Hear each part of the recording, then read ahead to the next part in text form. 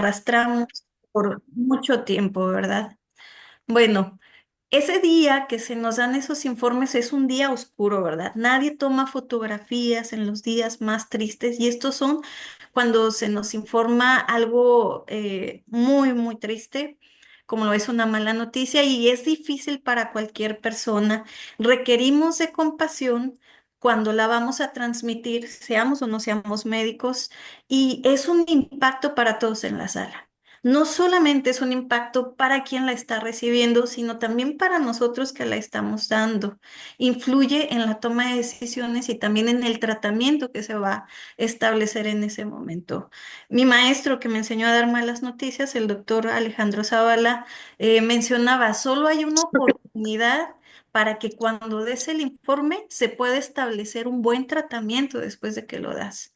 Entonces, si hacemos una buena relación médico-paciente en la parte más oscura, pudiéramos obtener buenos resultados a que los familiares respondan al tratamiento. Ok. Como parte de la definición, ¿verdad? Habla de que es toda información que puede alterar de manera drástica la visión de un paciente acerca de su futuro. Puede tener una alteración emocional, pero también cognitiva. Puede ser que el paciente después de eso no nos retenga la información. Es algo abrupto para el paciente o el familiar. Hay un sentimiento de desesperanza profundo porque hay una amenaza al bienestar físico y mental que teníamos habitualmente. Teníamos un estilo de vida y ahora tengo que acomodar mi estilo de vida a que esa persona ya no esté o a la condición en la que ahora está, ¿sí? Y bueno, esta es la definición que más me gustó y es de un artículo de pediatría y menciona que son conversaciones entre el médico y los padres, conversaciones, charlas acerca del diagnóstico, de la gravedad y de opciones. Esta definición hace ver que en la mala noticia somos dos personas que estamos tratando de trabajar en equipo por ese paciente. Es la definición que más me agrada a mí. ¿Cómo empezamos los médicos a darnos cuenta de que la manera en cómo nos comunicamos o informamos es importante? Esto empieza años atrás, en 1990. El doctor Robert Buchman fue una de las primeras personas, junto con otro compañero oncólogo. El doctor Robert era oncólogo y junto con el doctor Blay, y ellos empezaron a notar que había una dificultad cada vez que una dificultad para ellos emocional y en la comunicación. No, no era agradable dar una mala noticia. Entonces empiezan a informarse, empiezan a conocer esta cuestión de la comunicación y lo que ustedes ven en pantalla es uno de sus primeros artículos donde menciona por qué es tan difícil para nosotros. Para el doctor Robert Buchman se volvió una cuestión personal y a partir de eso se ha desatado más investigación hasta el día de hoy. Estamos teniendo investigaciones cada vez más en esta área y las vamos a ver porque las estamos teniendo aquí en Nuevo León con sus médicos residentes, con los doctores que están ahorita conectados. Y bueno, una mala noticia puede ser aquella que se dé cuando se va a informar sobre una incapacidad que está por adquirirse o por la pérdida de una función, cuando vamos a hablar del pronóstico acerca de un diagnóstico que se está dando, cuando hablamos o decimos ahí en la nota alta por máximo beneficio o cuando se va a informar sobre un fallecimiento que es la noticia más difícil que nos logra informar, que nos toca informar, perdón. Y vemos en pantalla que tenemos frases como estas que empezamos a decir, va, cuando vamos a comunicarnos con los familiares. Tenemos que amputar esta pierna debido a tal situación. Es un ejemplo de la pérdida de adquirir una incapacidad o tenemos que intubar debido a se ha perdido una función autónoma y vital del paciente. No estamos obteniendo la respuesta adecuada con todo el tratamiento que estamos ofreciendo. No es candidato a cirugía. Y bueno, yo les pido que no dejen cuidados paliativos para la última etapa de la vida, pero aquí también eso llega a ser una muy mala noticia para el paciente o la familia. Vamos a pasarlo a cuidados paliativos o vamos a hablarle a cuidados paliativos. Entonces empieza a haber una relación únicamente con la muerte, ¿verdad? Y el fallecimiento, ¿verdad? Lamento que el corazón de su hijo, eh, a informarle que el corazón de su hijo se ha detenido. Pues bueno, esto puede ser ejemplos de cuando hemos dado malas noticias. Quizás una mala noticia que se tiene muy común y que para nosotros no lo es, ¿verdad? Es informar de que ya el niño pasó por quimios, radios, cirugías, tuvo una amputación, pero hablamos de traqueostomía y híjole, no, es una de las malas noticias más grandes para los familiares o para los pacientes, ¿verdad? Entonces tenemos que ir mediando cómo vamos a informar y cómo vamos a poder avanzar sobre la mala noticia. Y bueno, de quien la recibe, pues en el caso de ustedes que son terapia intensiva de pediatría, si tienen niños grandes, pues con ellos me imagino que establecen comunicación también sobre el tratamiento cuando es factible y cuando no, pues todo lo referenciamos con la familia, ¿verdad? Y de la familia, esto puede ser estas características que ustedes ven en este circulito pueden ser facilitadores o pueden ser bloques también. La personalidad de la mamá o del papá, las creencias religiosas pueden ser un gran apoyo, pero también puede ser lo que nos aleje de dar un buen tratamiento, ¿verdad? El apoyo familiar. Hace poco teníamos a una mamá que había recibido una mala noticia y ella dijo, no quiero más malas noticias, ya no quiero escuchar nada. Entró en un proceso de me tengo que resguardar con negación y después tuvimos un acercamiento por parte de Medicina Central en la Familia y indagamos un poquito más acerca de ella. Y mientras platicábamos con ella, ella me mencionaba, yo pregunté, ¿y su esposo cómo se encuentra? En ese momento la señora rompió a llorar y me platicó que su esposo había sido secuestrado mientras ella había estado embarazada. Entonces, el apoyo familiar, la funcionalidad tuvo que cambiar drásticamente. Estaba pasando por un duelo que no se permitía vivir y lo tenía que vivir al mismo tiempo. Entonces, eran muchísimas emociones en ese momento y ella lo que encontraba era la negación para, evito que me informes más porque no puedo con más en este momento, ¿verdad? Entonces es un ejemplo de cómo las relaciones familiares son tan importantes dentro de la terapia intensiva y son con quienes nos vamos a comunicar, ¿verdad? La cultura que tiene el paciente, siempre me gusta mencionar una parte de Tolkien en sus novelas, cuando muere el hijo de uno de los reyes, menciona, no es normal para un padre, no es aceptable que un padre entierre a su hijo. Entonces, culturalmente, a través de los años, esto no ha cambiado y creo que no nos va a cambiar. La resiliencia, la forma en cómo la persona ha afrontado ya malas noticias antes o pérdidas antes, va a intervenir en cómo vaya a recibir la noticia en ese momento. El rol que la persona, que ese niño tiene dentro de la familia. Puede ser que el rol que nosotros veamos, pues su rol es de hijo, ¿verdad? Vienen los papás y lo cuidan, etcétera.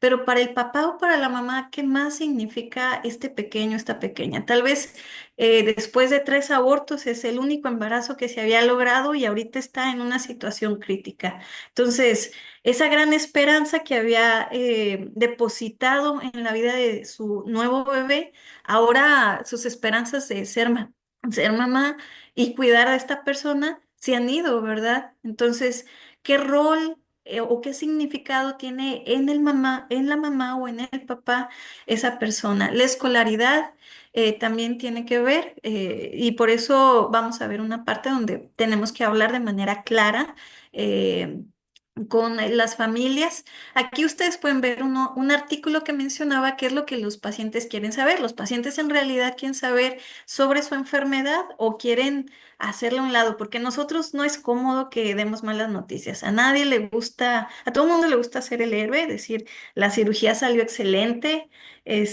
pudimos cambiar la válvula, pudimos resecar el tumor, pudimos poner la válvula a derivación de manera correcta.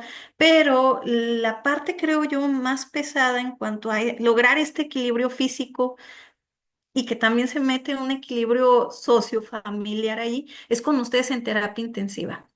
Pero bueno, este artículo es de adultos y la mayoría mencionaban que les gustaría saber el diagnóstico, el pronóstico y los tratamientos, todo lo que fuera posible. Y estas eran personas de edad joven o mediana edad aproximadamente. Y los adultos mayores eran los que un 30% mencionaban que pues para ellos no era tan necesario que le informaran a alguno de sus hijos y ya sobre eso se iría trabajando. Pero en la cuestión de los padres, cambia ahí la percepción, ¿sí? El padre pregunta de manera diferente. Entonces aquí también nos cuestionamos, ¿y los papás quieren saber la situación real de su hijo? Porque es como que decimos, no, pues el papá está en negación, etcétera. Quizás sí lo quiere saber, pero la manera en cómo lo informemos va a tener que ver en que él lo reciba. Entonces, este artículo es cualitativo y menciona cómo los papás recibieron la mala noticia y su opinión acerca de cómo la recibieron. Y vamos a ver lo siguiente. Aquí estos papás dicen, mirando hacia atrás, creo que los médicos sabían y se dieron cuenta rápidamente de lo que estaba sucediendo. Queríamos parar todo, se referían al tratamiento aquí, solo que acorté el texto, pero no lo hicimos porque nunca nos lo dijeron. Tal vez nos retuvieron la información a propósito, no lo sé, pero y ahí termina el testimonio. Este papá tenía enojo, molestia, porque no se le había mencionado que su hijo iba a fallecer. Todos estos papás habían perdido a sus hijos. Le pregunté, ¿se pondrá bien? Estos son otros padres. Él respondió, bueno. Y entonces dije, no, realmente quiero saber, te lo pido. Y resultó que no había ninguna posibilidad. Entonces dije, ya no quiero todo este tratamiento para él, deberíamos llevarlo a casa. Y murió al día siguiente. Estos padres, aquí van a ver que va cambiando la narrativa.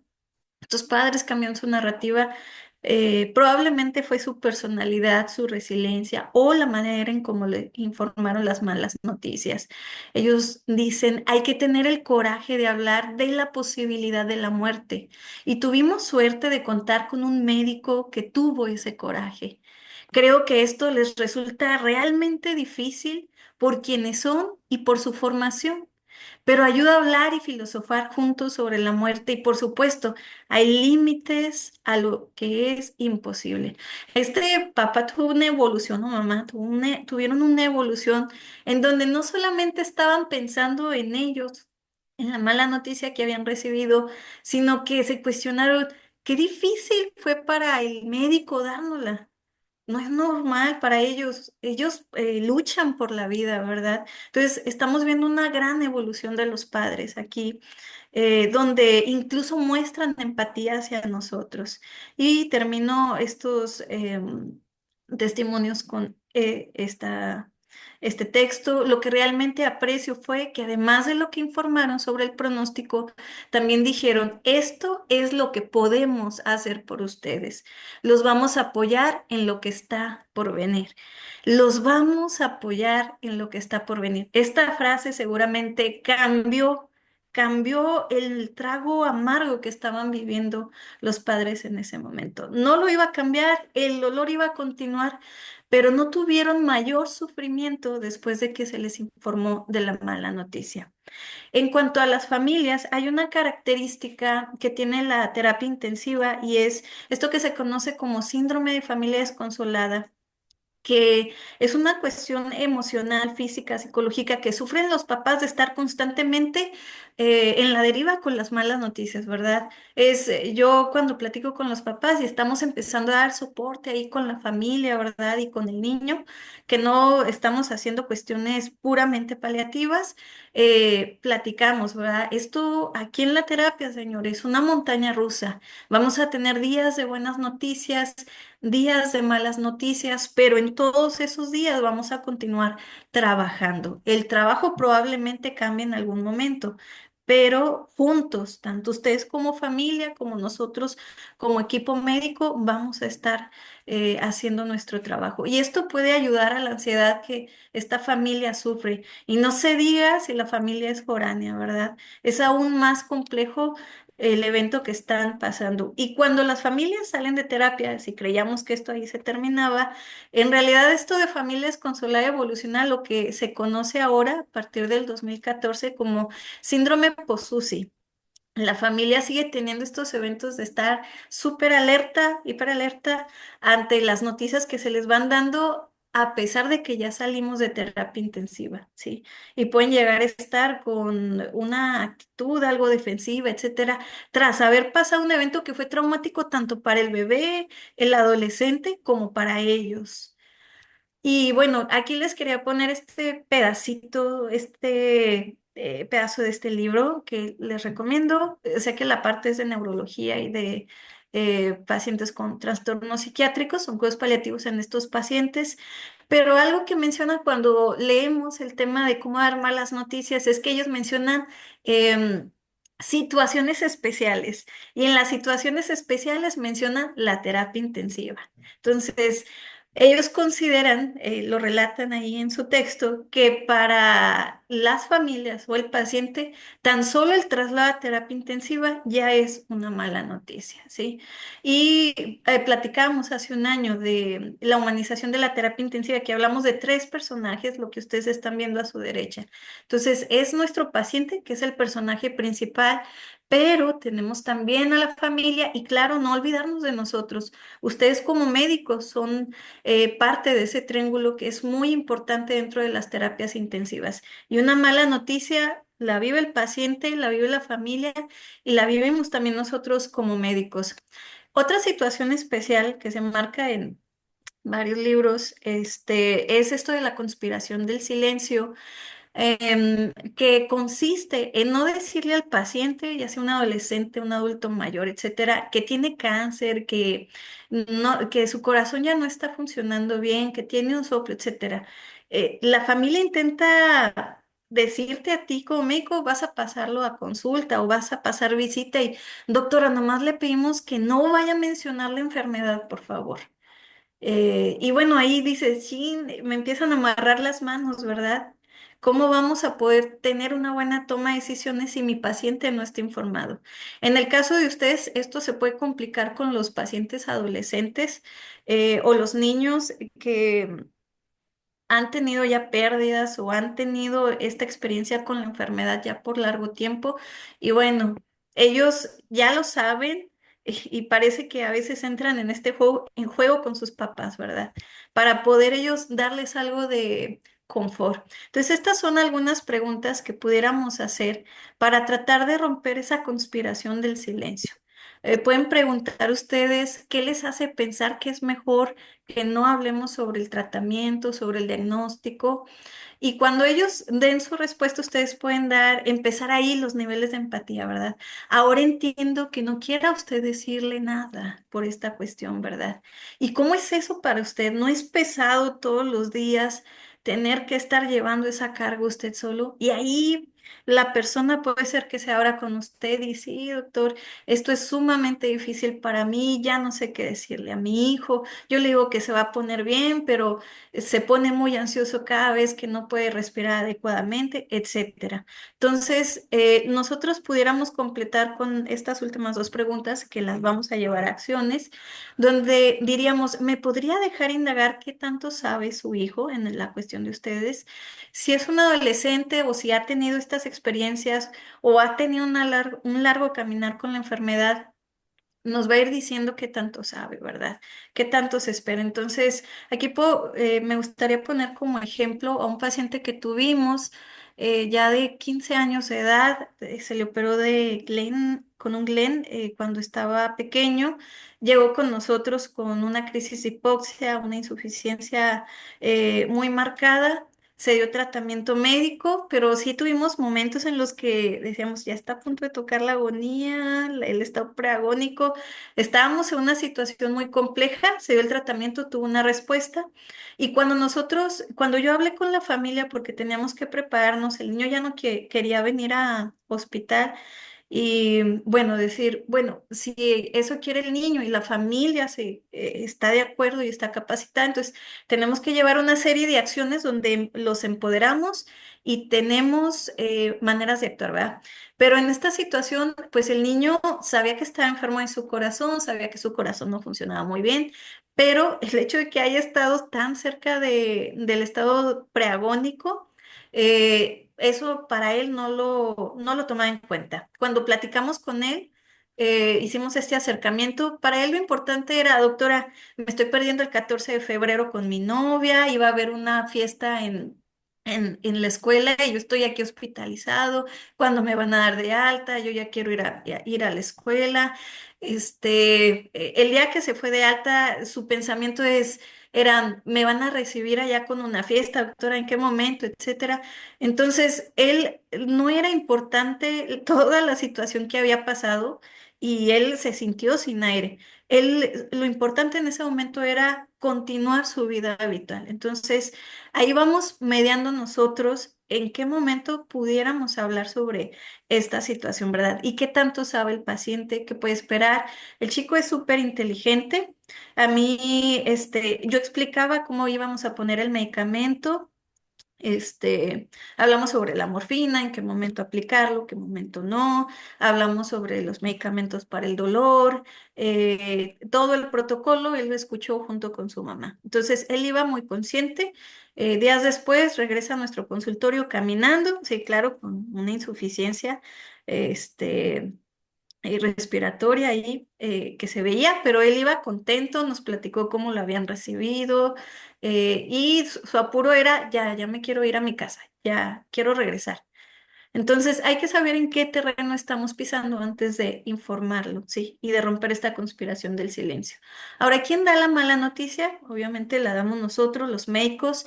En terapia intensiva, de preferencia debe ser el médico adscrito, ¿sí? Claro que sus médicos residentes deben de acompañarlos para que también aprendan. Y bueno, antes se tenía un modelo muy paternalista, muy a la house, ¿verdad?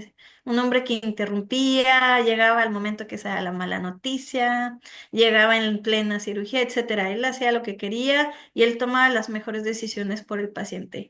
Hoy sabemos que esa cuestión ha quedado atrás y cada vez sigue evolucionando para mejorar y ahora estamos en toma de decisiones compartidas, el equipo médico con la familia. No cae toda la responsabilidad sobre el médico y menos si es una enfermedad que se va a ver, que va a limitar la vida o terminar, si ustedes le quieren llamar así. este, ya no cae toda la responsabilidad sobre el médico. Tenemos que indagar qué quiere la familia ahora. Y esto se ha reforzado con el consentimiento informado. Pero bueno, ya que tenemos un artículo que habla de qué quiere la familia, ahora, ¿qué es lo que nos dificulta a nosotros para informar una mala noticia? ¿Qué sentimos, verdad? ¿Qué nos pone bloques? En el médico, el hecho de sentir que no tenemos control sobre el tiempo o el entorno. El tiempo en los hospitales públicos, qué difícil es mediar el tiempo para poder sentarnos con la familia y hablar sobre la situación y contestar el mar de preguntas que tiene para nosotros, ¿verdad? Entonces, aquí perdemos el control.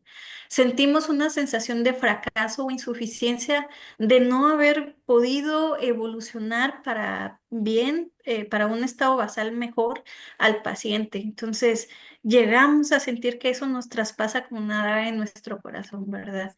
Un temor a las emociones, no queremos que aquí la señora se nos suelte llorando, o que el señor se vaya a enojar, que ya me ha tocado, ya nos ha tocado y ahorita vamos a ver cómo podemos mediar esas cuestiones. La dificultad para responder preguntas, también si no vamos preparados con el expediente o con los últimos laboratorios, esto se nos puede complicar. La edad, el sexo, la experiencia, la raza, cómo lo hacen en Colombia, cómo lo hacemos aquí, cómo se hace en Estados Unidos.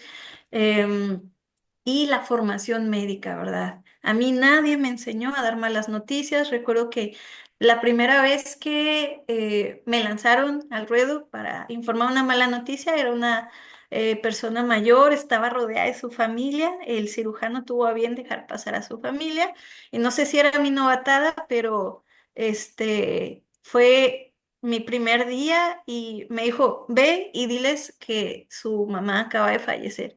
Y yo, no, por favor, no, no quiero hacer eso.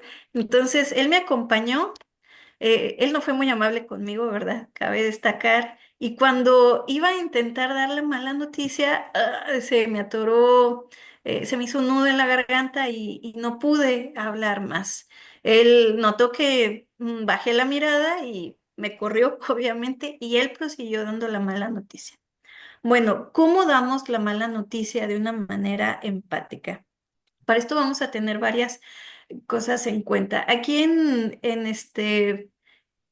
pantalla nosotros podemos ver que normalmente cuando hablamos de pronósticos es cuando vamos a informar sobre estas malas noticias, ¿verdad? Pero cuando estamos sentados en terapia intensiva con el paciente, podemos tener en cuenta que hablamos de varias cuestiones. Hablamos del curso de la enfermedad, hablamos de síntomas, hablamos del sufrimiento de la familia del paciente, hablamos de los cuidados que va a tener esa traqueostomía o hablamos de final de vida. Entonces, todas estas cosas se conjuntan y puede ser mucha información para el paciente. Traten de seleccionar qué es lo más importante en ese momento. Tal vez hablar, si vamos a hablar de síntomas, no hablemos de todos los síntomas. Tal vez hablamos de dolor, que es lo que más nos importa, ¿verdad? El dolor está controlado. Tal vez hablamos sobre un pronóstico, si estamos en un periodo de agonía, estamos conjuntando tanto el pronóstico como el final de vida y estamos viendo cómo vamos a actuar. Entonces, toda esta información hay que acomodarla y tratar de resolverla en nuestra mente antes de pasar. Y bueno, aquí podemos ver esta tabla que el año pasado se las había mostrado y ahí con los doctores la utilizamos mucho. Esperamos en un futuro se mejore. En esta tabla ustedes pueden ver a dos niños, ambos con un diagnóstico de una enfermedad incurable, ambos con derecho a la terapia intensiva, ¿sí? Pero bueno, uno de nuestros niños no nos evoluciona adecuadamente y cae en un proceso de agonía. Tanto el hecho de estar con una enfermedad incurable inicial como caer en un proceso de agonía, ambas son malas noticias, ¿verdad? Se informan en tiempos diferentes, pero vamos ahí de la mano con la familia.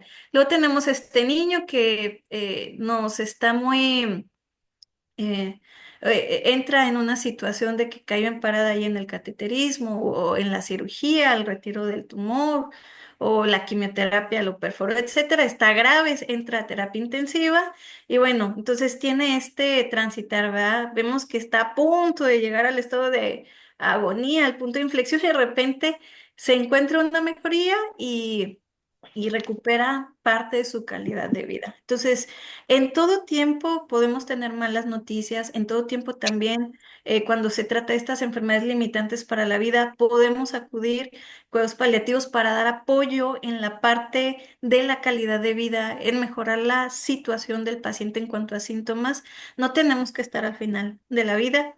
Y algo en lo que apoyamos mucho también es cuando se han dado ya malas noticias o cuando se van a dar. Si nos toca que bajamos y en ese momento se están preparando los doctores, nos quedamos y damos apoyo y damos continuidad después de la mala noticia. Ahora, lo que ustedes ven aquí es el protocolo Spikes. Es uno de los que más les recomiendo yo para dar una mala noticia. Es muy sencillo, lo podemos recordar fácilmente. Spikes creo que era el nombre de uno de los dinosaurios, de esas caricaturas que veíamos cuando niños. Entonces, vamos a empezar con el primer paso. La S habla sobre el sitio donde vamos a dar la mala noticia. Tenemos que llegar conociendo la historia clínica del paciente. No lleguemos sin información. Hay que presentarnos, hay que dar la mano si se puede o el puño, ¿verdad? Decir, soy la doctora Saraí, soy médico de medicina de familia, de cuidados paliativos, de terapia intensiva. ¿Cómo se llama, señor? ¿Cómo se llama, señora? Hay que preguntar por los nombres. Si tenemos la oportunidad de ofrecer una taza de café, una taza de té, un vaso con agua, que es lo más común. Evitar el uso del celular. Definitivamente esto es lo que más nos roba atención y se ve mal que estamos dando un informe de algo tan triste y nosotros estemos volteando a ver el celular de manera constante. Entonces, hay que hacer eso a un lado.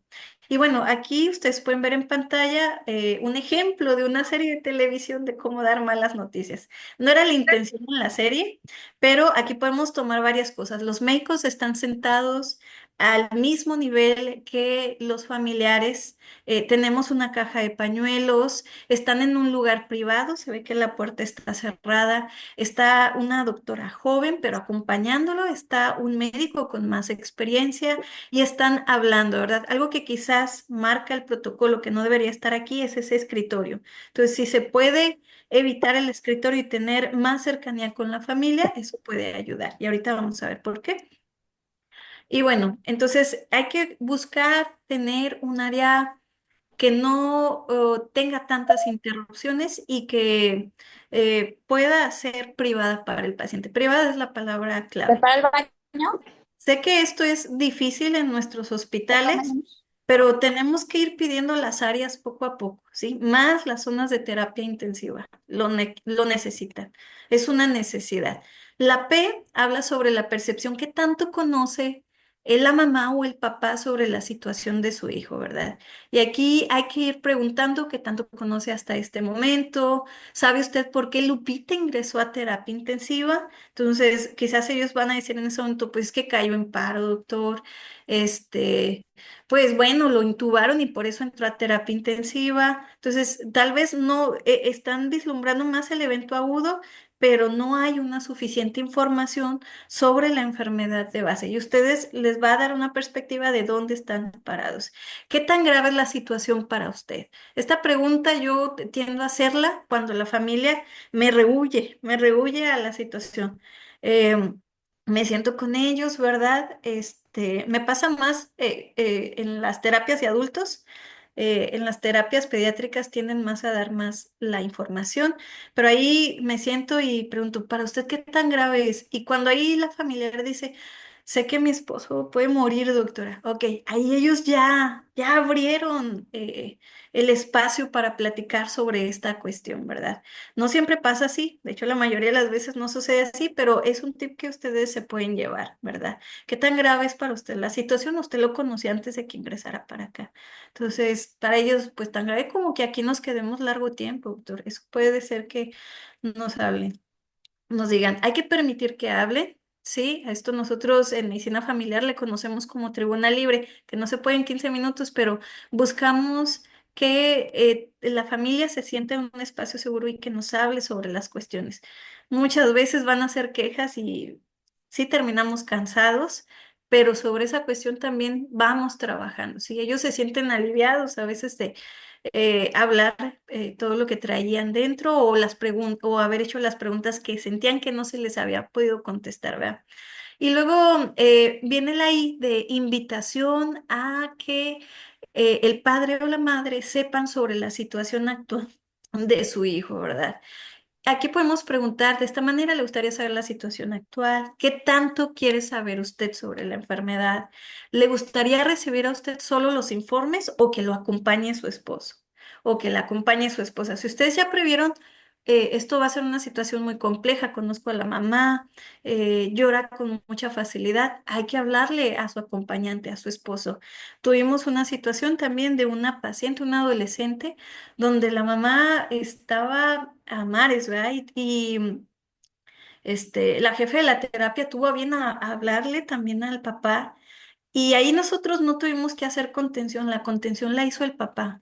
El papá entendía completamente la situación, llevaban varios años navegando con la enfermedad, la niña se encontraba agónica, estábamos hablando sobre la cuestión de que iba a fallecer, la señora suelta a mares y el papá inicia la contención y empieza a decir, mi amor, eh, estate tranquila, quiero que pasemos a ver a la niña, ya habíamos pasado en una ocasión, Me voltean y me preguntan, ¿podemos pasar? Y yo, claro que sí, vamos a buscar que tengamos tranquilidad para nosotros también, favorecerle con nuestra presencia a su hija. Salimos un poquito después, se contuvo ahí momentáneamente, salimos, hicimos un poquito una terapia de relajación, respiramos profundamente, le pregunté si se sentía con la fuerza suficiente para entrar. Entramos, ya estando adentro, la niña se arrodilla, la señora se arrodilla en la cama y comienza a hacer sus oraciones. Entonces, dimos seguimiento ahí después de haber dado la mala noticia.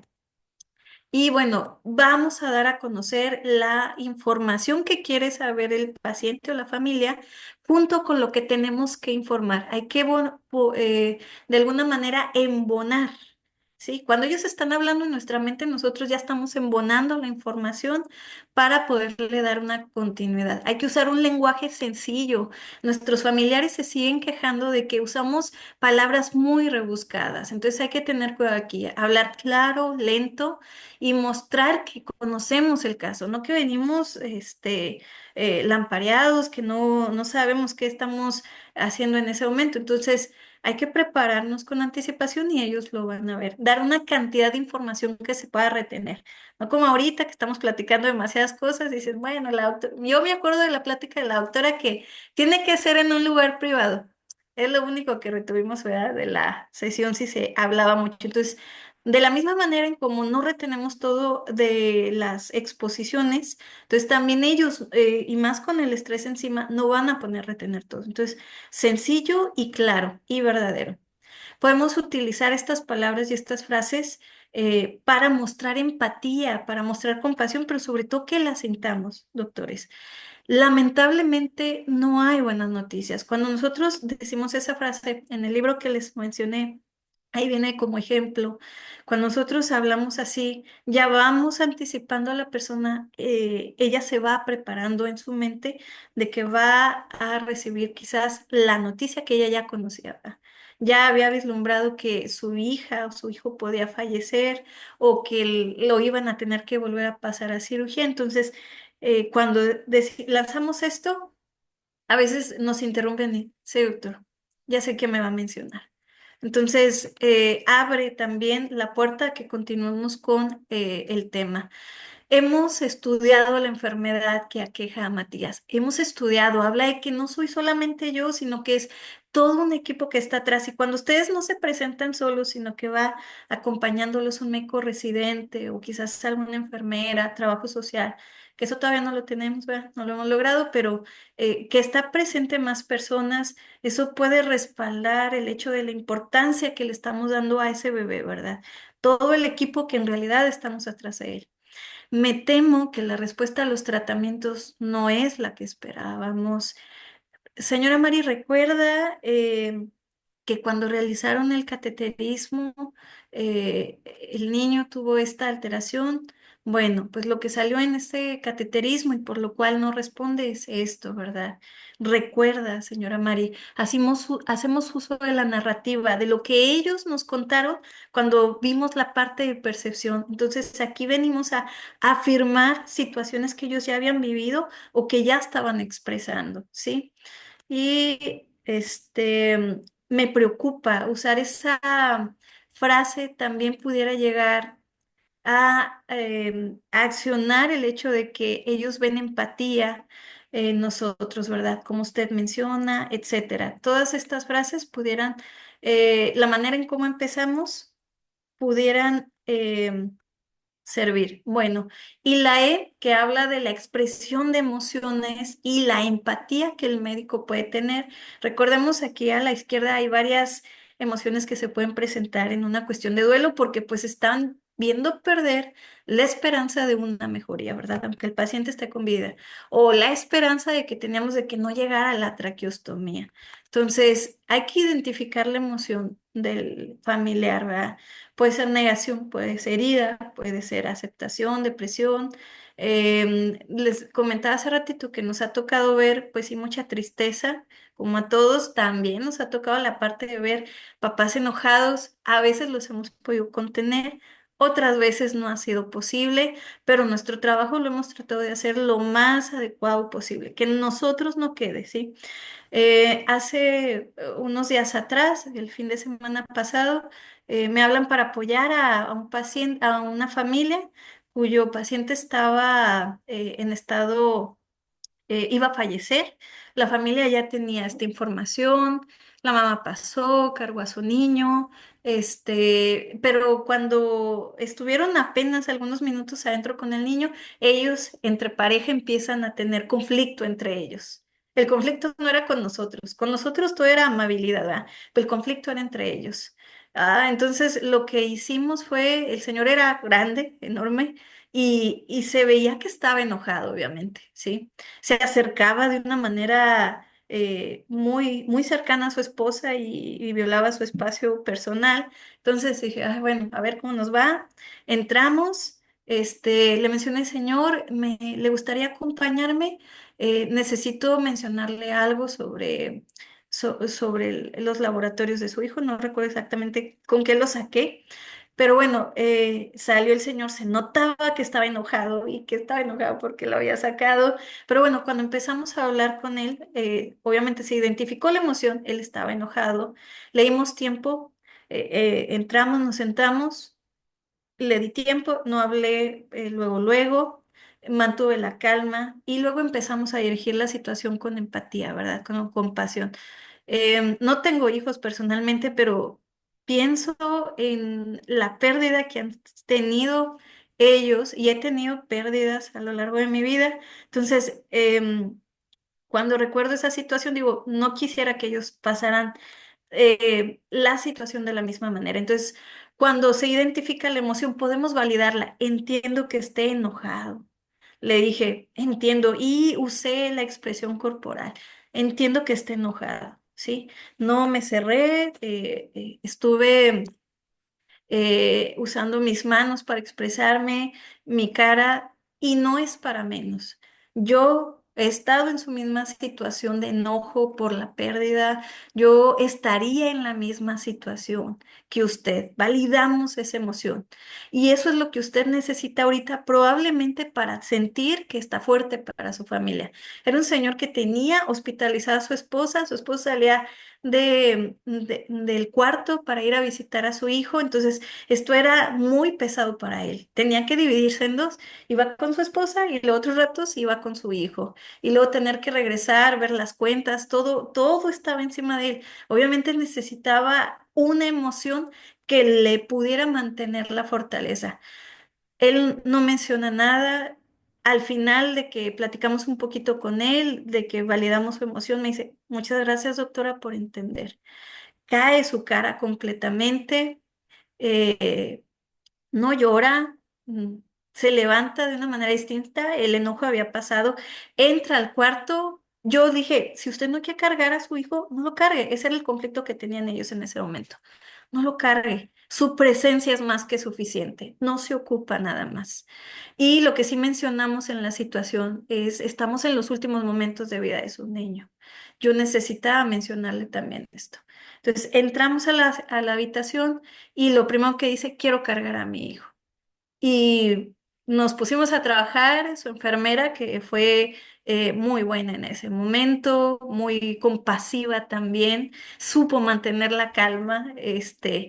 Buscamos la manera en que ahora él cargara al niño, no quería soltarlo, estuvo largo tiempo cargándolo y cambiamos una situación, después se acerca a su esposa, lo abraza. Obviamente estaban entre lágrimas, pero la situación no tuvo más sufrimiento del que no debió de haber pasado esa familia, ¿sí? Ofrezca el pañuelo, toque el hombro. Yo recuerdo que toqué el hombro de este señor, algo que me enseñó mi ex maestro. Él era un hombre alto, es un hombre alto, es geriatra y después hizo cuidados paliativos, entonces él imponía mucha presencia. Pero yo lo observaba y dije, estas cuestiones tal vez yo también las puedo absorber, ¿verdad? Y algo que notaba es que él hablaba con una firmeza, lo cual no me quedaba a mí, pero tocaba su hombro. Ese toque de hombro puede cambiar la situación, demuestra empatía, algo que no nos lleva mucho tiempo, ¿sí? Un toque tranquilo, una voz suave, en mi caso, creo yo puede ayudar. Bueno, y después de haber dado la mala noticia, ya vimos las emociones, etcétera, hay que recapitular lo que hemos hablado. Hay que preguntar si la familia me ha captado. Aquí hay que preguntar, ¿me he dado a entender? ¿Sí? ¿O no me he explicado bien? Entonces puedo volver a explicar si así es necesario. Recapitulamos, hablamos sobre dar ahora soluciones reales al problema, soluciones reales, no esperanzas que no vamos a llegar a tener, sino soluciones reales. Entonces aquí empezamos a ver opciones terapéuticas porque no todo es final de vida, que quizás esta cirugía no es opción, pero este tratamiento médico sí es opción, ¿verdad? Trabajaremos en la molestia actual. Estamos trabajando sobre el dolor. Hay que hablar cosas positivas que se están haciendo en ese momento. Estamos trabajando contra el dolor. Su hijo tiene medicamento para no darse cuenta de lo que de lo que pudiera llegar a sentir.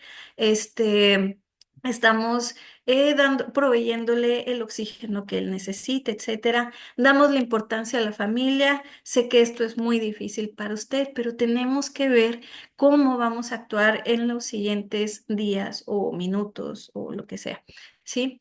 Y bueno, aquí esto es como ejemplo. Él sigue siendo atendido, señora. Él sigue siendo atendido, señora María. Hablamos por los nombres y podemos aliviar sus síntomas de manera eficaz. ¿Qué estamos haciendo?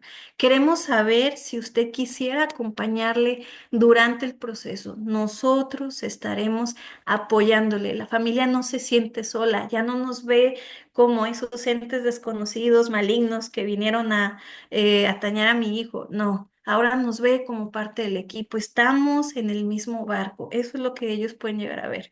¿Hay algo que a usted le gustaría? Cuando esté hospitalizado, a lo mejor se va de alta, ¿verdad? Algo que mencionábamos con estos papás que estuvimos a punto de la agonía. Cuando esté hospitalizado, avíseme, señora, ¿sí? Si se hospitaliza antes de que nos toque la próxima consulta, avíseme. Estaremos presentes cuando él esté aquí en el hospital. Bueno, eso es algo que decimos nosotros por parte de paliativos. Se debe percibir que no se abandona al paciente, no hay que decir, ya no podemos hacer nada, no. Esta opción de curarlo ya no es posible, ¿verdad? Ya no es posible la cirugía, pero sí podemos hacer esto. Y volvemos a recapitular de forma constante. Estas imágenes fueron tomadas con los permisos de las familias, pero al mismo tiempo distorsionadas para mantener la privacidad de las personas. Todas estas parejas, abuelos, recibieron malas noticias.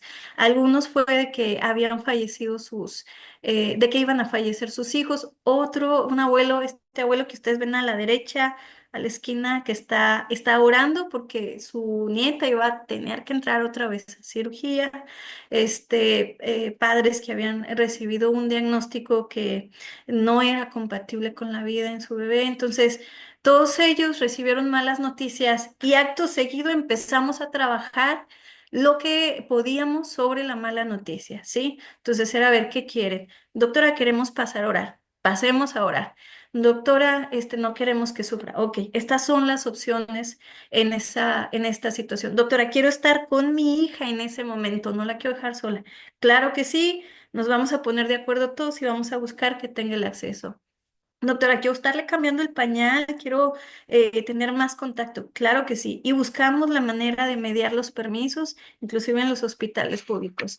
Entonces, este video ya tiene, creo que fue de los primeros que tomamos, ¿sí? Pero les digo, hay, por ejemplo, una mala noticia, otra vez una bacteria, otra vez una neumonía, etcétera. Pero es actuar, ¿verdad? ¿Y qué más vamos a hacer después de la mala noticia? Aquí a la derecha, ustedes ven, esa es nuestra oficina en lo que es la UMAE 34. Este, también estamos apoyando con algunos pacientes del MUERSA. Todavía no tenemos esta área, pero esperamos que en algún momento se tenga. Y aquí podemos darle confort también a la familia. Les mostramos interés, los mandamos a Prevenims, cuando me toca en el moverse, yo misma le checo la presión arterial, veo saturación, frecuencia cardíaca. Tenemos que mostrar interés en la familia, porque esa familia es parte del equipo terapéutico. Y bueno, solo me gustaría, ya creo que es mucho tiempo, Que ustedes sepan que todo esto está normado también por la ley. El hecho de que se den las noticias, el paciente tiene derecho a recibir información y si es menor de edad, se debe de dar una información adecuada para la enfermedad, ¿sí? Entonces, estos artículos son muy importantes, el 166 y el 138. Es una obligación para nosotros como médicos y es un deber y una necesidad que lo demos con compasión.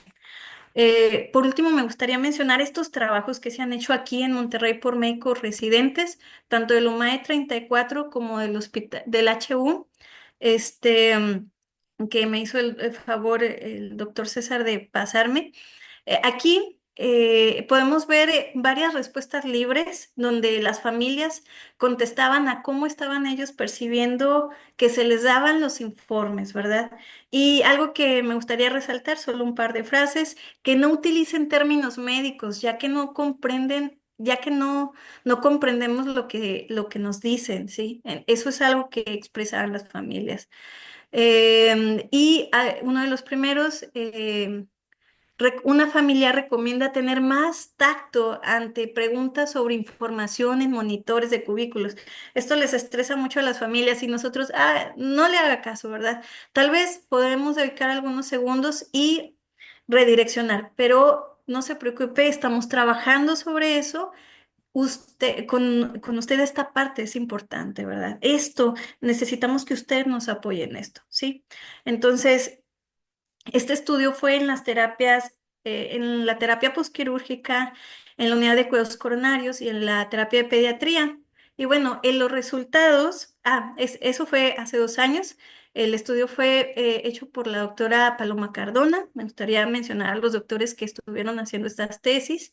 Este año que pasó, el doctor Jesús García hace ahora el informe, pero del lado de los doctores, ¿verdad? Ellos cómo se sienten al dar informes.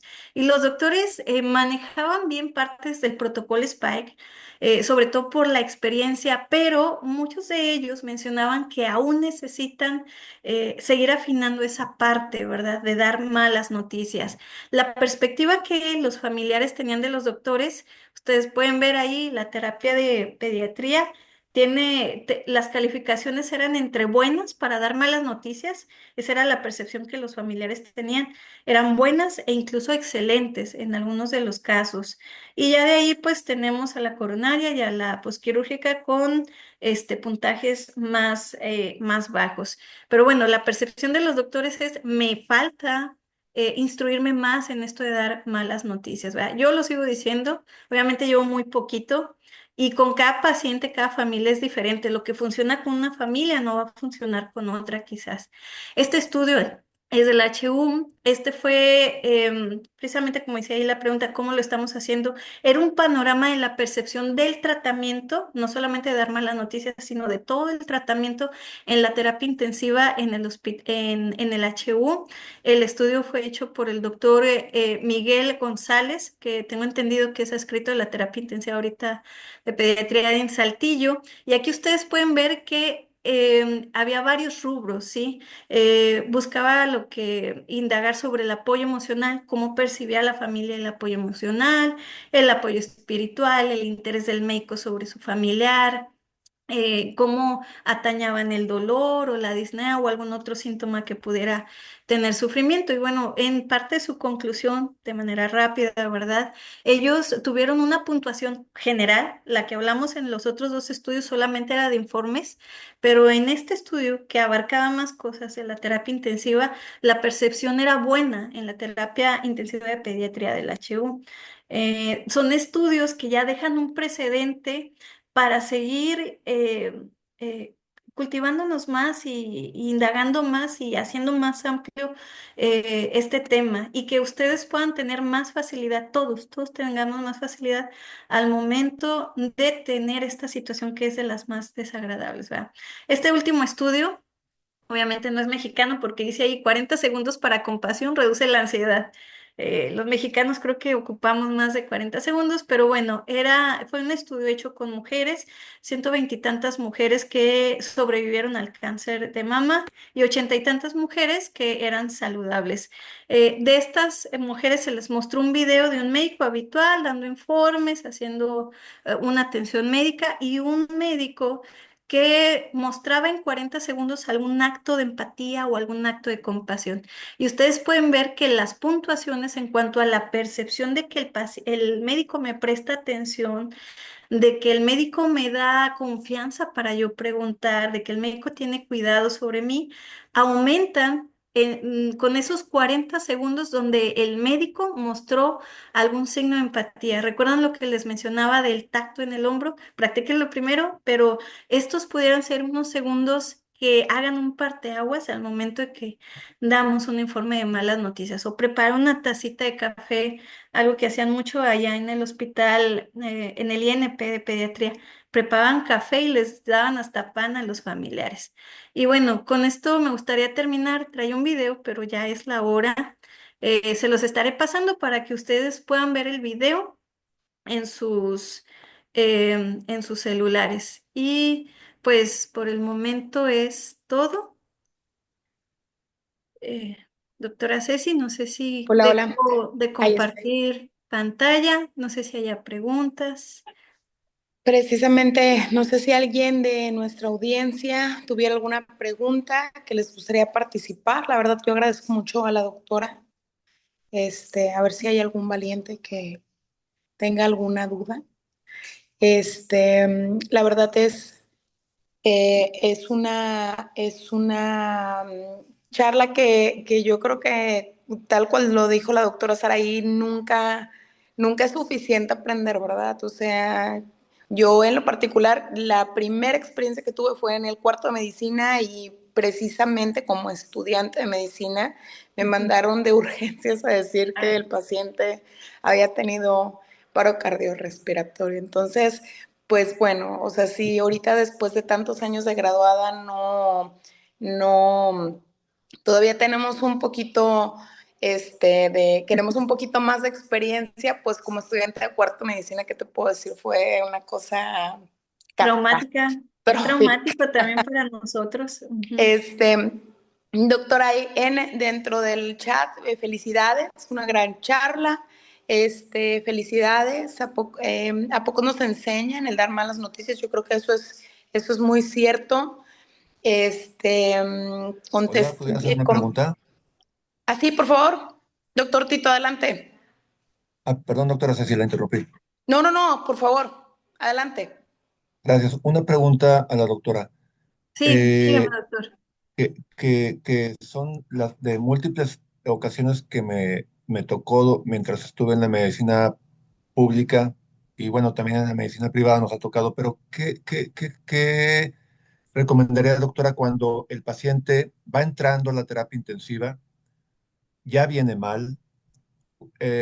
Uno como intensivista ve que el desenlace va a ser pronto y va a ser fatal, y de esto no están enterados los familiares. Y aún uno ni Sí. siquiera conoce a los familiares o tiene una hora de haberlos conocido y tiene que comenzar, vamos a decir así, a gestionar el duelo. No sé si me explico con la pregunta, en donde no ha habido Sí. un solo contacto con la familia y uno ya ve que el desenlace va a ser pronto y va a ser fatal. ¿Qué recomendaría? Eso Gracias. es muy difícil, doctor.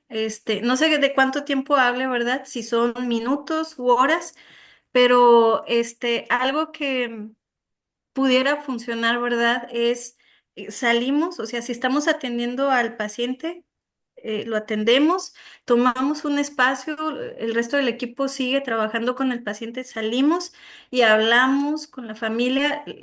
Su hijo ingresó en una condición muy crítica, estamos atendiéndolo, entramos, podemos volver a salir. Su hijo no nos está respondiendo al tratamiento, estamos haciendo todos los esfuerzos posibles, pero ha entrado en parada cardíaca y estamos atendiendo esta situación. No sé si se refiere a esa, que creo yo que es la más compleja que me ha tocado ver. Podemos volver a entrar. Aquí creo que nos pasó una vez, ¿verdad, doctora Ceci? No me acuerdo si con usted o con la doctora Chio.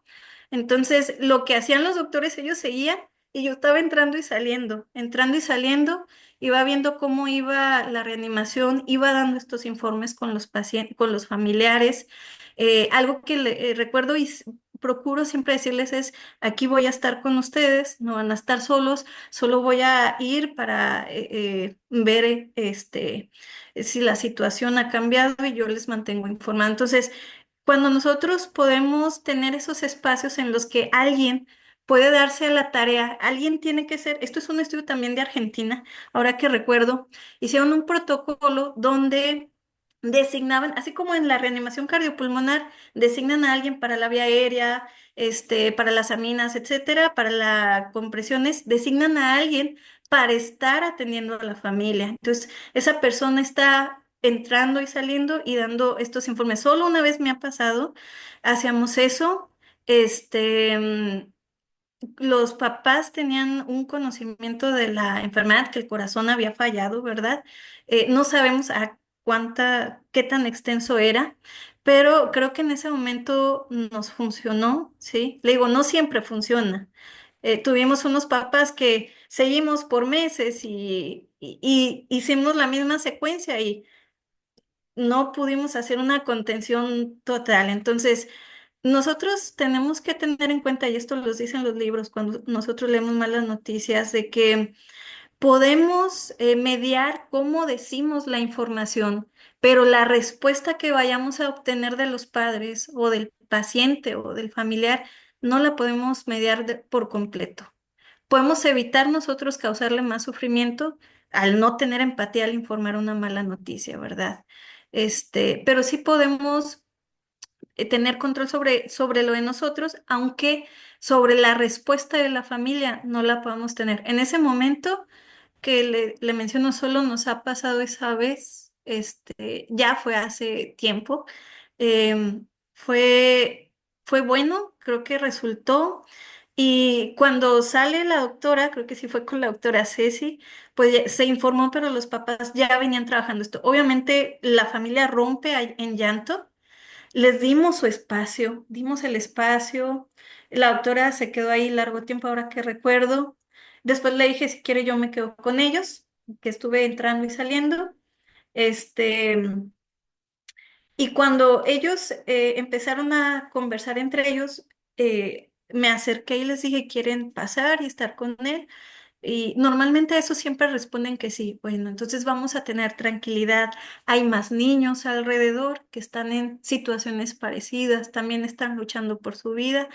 Y si ustedes quieren, podemos entrar cuando enfermería haya terminado de tener listo a su bebé. Claro que sí, doctora. Obviamente siguen en su dolor, siguen en su llanto, pero creo que esa vez nos fue bien, a pesar de la situación. Y a veces son casualidades, o sea, que bajo y ¡pum! Está la situación en ese momento, están dando reanimación y da la casualidad de que paso yo ahí, pues ya damos el apoyo, extendemos el apoyo en ese momento. Ujú. Y hacerlo en equipo, doctor, creo que ahí está la clave, que varias personas apoyen la situación. La doctora Ceci no dijo, que creo que sí fue con ella, no, pues ya la doctora que le diga, ¿verdad? No, ella salió, dio el informe y dimos continuidad después de la mala noticia. Pero igual le digo, a veces podemos tener muy buenos resultados, hay veces que no, aunque extendamos todo el tratamiento terapéutico y humano posible, no podemos mediar la personalidad de nuestras familias, ¿verdad? Ujú. No sé si sirvió, doctor, y voy a buscar el artículo y se lo voy a mandar para si sirve de algo para usted. Ujú. Sí, muchas gracias, doctora. Excelente, excelentemente explicado. Gracias. De nada. Yo creo que hay los comentarios, pues todos son súper importantes Hola, de buenas noches. compartir. Eh, César Hola, Hernández. hola doctoras, ¿cómo están? Buenas noches. Eh, Hola, antes buenas que, noches. antes que nada agradecer y yo nada más quisiera hacer un comentario y una pregunta. Ujú. Eh, el primer comentario es de que creo que en parte de lo de la empatía y las malas noticias, aparte de lo que pudiéramos considerar para la vida o la muerte de un paciente, creo que yo creo que todos los que estamos aquí metidos hemos tenido esas experiencias con las traqueostomías y las gastrostomías, en el Sí, sentido de bajar lo que es esta empatía y malas noticias a un procedimiento en teoría relativamente sencillo y que donde empieza la rehabilitación y creo claro. que esto no solamente esperar hasta el momento del desenlace de la vida, sino a veces con un procedimiento que tengamos que hacer o alguna cuestión de esas, porque algo de lo que yo creo que está estigmatizado, traqueostomías, gastrostomías, es de Sí. que es como que ya no quisimos batallar o ya está todo perdido. Y creo que nos falta por poder vender, yo le digo así, ¿verdad? Vender bien este tipo de procedimientos en el sentido de que son parte de una rehabilitación. Y el otro comentario o la pregunta que iba es, ¿en algún momento o qué características, ya ahorita usted dijo de las que pudiéramos tener nosotros como unidad médica, pero en los familiares, de los que habrá algunos, que yo creo que a todos nos ha tocado, que quieren presenciar las maniobras de reanimación? Eh, Ah, en- también ya hicimos ahí también una prueba, ¿verdad? Que también lo leímos en un artículo, Ujú, bueno, yo lo leí.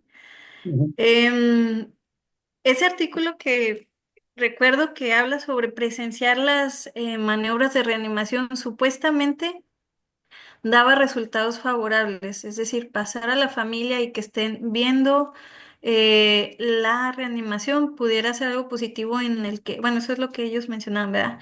Porque están viendo que se hizo hasta lo imposible, ¿verdad? En ese momento. Pero sí puede ser algo traumático. Recordemos, por ejemplo, que nosotros mismos, los médicos, sufrimos de trastorno de estrés postraumático agudo por los eventos de parada cardíaca a los que tenemos que asistir. Creemos que no nos hace ningún malestar, ¿verdad? Pero si nos vamos al DSM-5 y leemos un poquito de trastorno de estrés postraumático agudo, menciona ahí médicos de urgencias, lo lamento, pero también los médicos que responden a la reanimación cardiopulmonar. Entonces, yo creo que aquí sí nos falta más estudios. No sé si usted ha leído algo aparte, doctor, pero ese artículo que yo leí era aparentemente favorecedor. En una de las ocasiones sí la familia ¿recuerdan este paciente que les mencioné que estos familiares que lo seguimos durante meses y al final no pudimos contener la situación adecuadamente? Ellos pidieron presenciar la reanimación. Dijo la mamá, ¿podemos pasar? Fue algo difícil, pasé, pregunté y sí pasaron, la observaron, estuvieron orando mientras la observaban y aún así no tuvimos la respuesta favorable que nos hubiera gustado. Creo que aquí sí nos hace falta más estudios porque pudiéramos ver la reacción, la primera reacción, ¿verdad? No sabemos también si haber presenciado la reanimación después ayudó a la narrativa de esa familia para sobrellevar el duelo que tenían después de que había fallecido su hija. Entonces, sí necesitamos, yo creo que un estudio que haga un seguimiento de los pacientes, pero creo que bioética no permitiría algo así, una cuestión, un estudio como esos. Y es una muy buena pregunta, una gran pregunta, doctor, que yo también me la hacía y después de eso no me la volví a hacer. sí, sí, porque a mí mi duda era, o sea, yo entiendo que a veces, como todo aquí, no es para todos, o sea, pero ¿qué características pudiera tener el caso o la familia como para que se pudiera dar eso, ¿verdad? O sea, no, entiendo que no sería para todos, y creo que a lo que a mí me ha tocado ver, o sea, tanto en estrato alto como en estrato bajo, hay quienes lo piden, algunos sí lo asimilan, otros no lo asimilan, pero entonces eso, independientemente de la cuestión, ahora sí que el nivel socioeconómico, no sé qué otras características pudiera o debiera de tener esa familia para poder darles esa oportunidad, ¿verdad?, de presenciar maniobras de reanimación.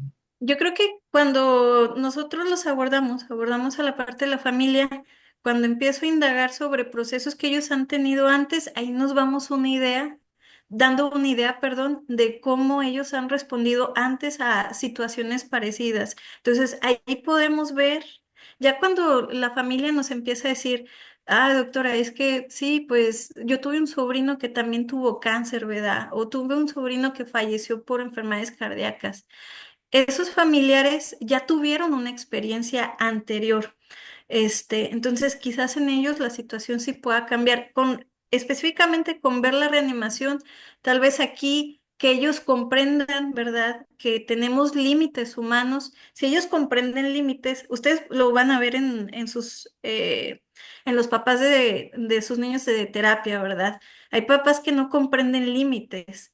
Cuando nosotros vamos y hacemos el acompañamiento y les empiezo a decir, esta parte la podemos tocar, esta parte no la podemos tocar, esto podemos hacer, esto no, y empiezo a ver de que o no hacen lo que les pido y vienen haciendo otras cosas, ese familiar que no te escuchó, que no sigue las líneas, que sabe que te reta, creo yo, a pasar los límites, pasa esos límites que tú le has mencionado que son necesarios para una seguridad de su hijo, ese papá yo creo que no sería factible que pudiera presenciar una reanimación.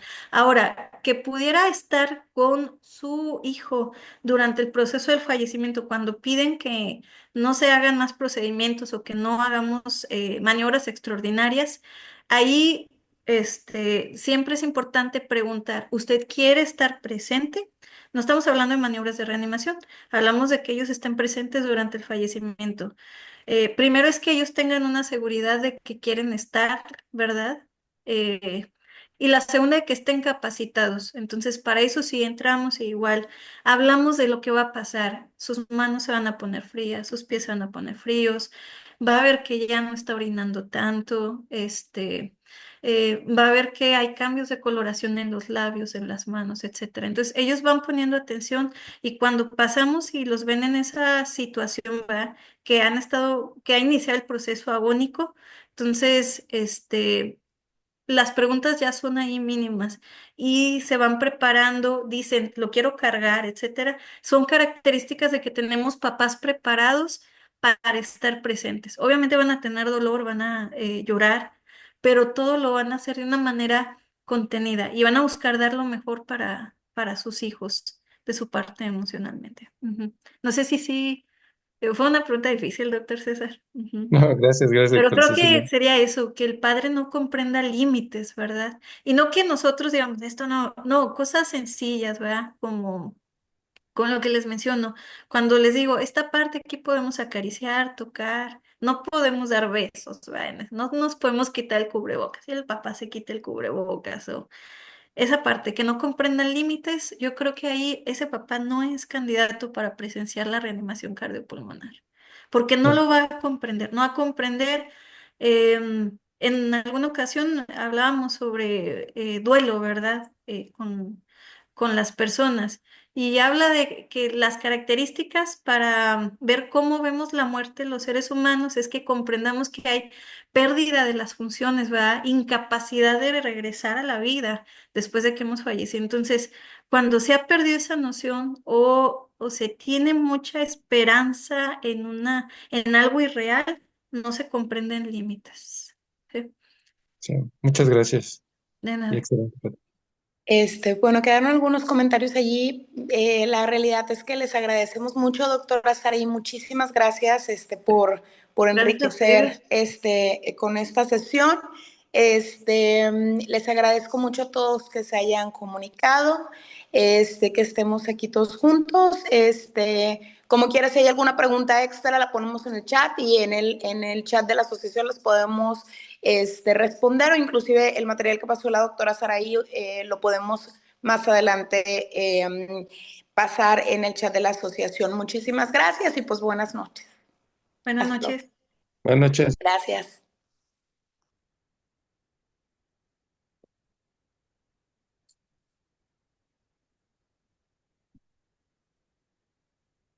¿Ya me puedes conectar, doctora?